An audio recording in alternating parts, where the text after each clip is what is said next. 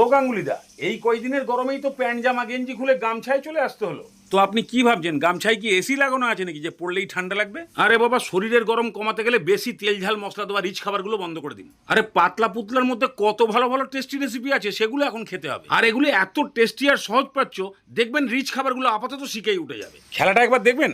বেশি না, 500 মুরগির মাংস নিয়ে এসে 1 চামচ নুন, 1 চামচ গোলমরিচের গুঁড়ো, 1 চামচ আদা রসুনের পেস্ট আর সামান্য একটু লেবুর রস ভালো করে এটাকে মাখিয়ে দিন। সঙ্গে এরকম কয়েকটা সবজিও কেটে ফেলুন, গাজর, বিনস, পেঁপে, ক্যাপসিকাম, পেঁয়াজ আর সঙ্গে সামান্য একটু আলু নিন। এবারে কড়াইতে সামান্য একটু রিফাইন তেল আর 1 চামচ মতো বাটার দিয়ে একটু গরম হয়ে গেলেই 2টো তেজপাতা, 3টে ছোট এলাচ, 4-5টা লবঙ্গ আর সামান্য একটু গোলমরিচ দিয়ে একটু খুন্তি দিয়ে নাকুর নুকুর করে দিয়ে এই পেঁয়াজটাকে দিয়ে দিন। আচ্ছা, সামান্য একটু রসুন কুচি আর আদা কুচিও দিয়ে দিন। খুব ভালো করে এগুলোকে ভাজুন। ঠিক পেঁয়াজের কালারটা এই টাইপের ভাজা ভাজা হলেই দিয়ে দিন মাংস। 3-4 মিনিট হাই ফ্লেমে ভাজলেই মাংসর কালারটা যখন সাদা হয়ে যাবে, সব সবজিগুলো খালি ক্যাপসিকামটা বাদ দিয়ে দিন। টমেটো দেওয়ার ইচ্ছা আছে নাকি? তাহলে 2খানা কুচিয়ে দিতে পারেন।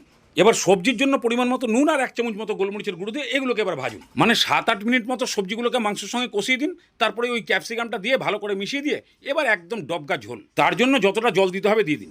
একদম তলায় ওপর করে ভালো করে মিশিয়ে দিয়ে 3-4টে কাঁচা লঙ্কা দিয়ে ঢাকনা দিয়ে এবারে ফুটিয়ে সেদ্ধ করুন। সেদ্ধ হোক, মাঝখানে 1 চামচ কর্নফ্লাওয়ার আর সামান্য একটু জল দিয়ে একটা লিকুইড তৈরি করে রেখে দিন।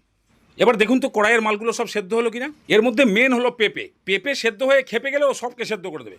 বাস, এবারে কর্নফ্লাওয়ার গোলাটা ভালো করে একটু গুলিয়ে দিয়ে দিন।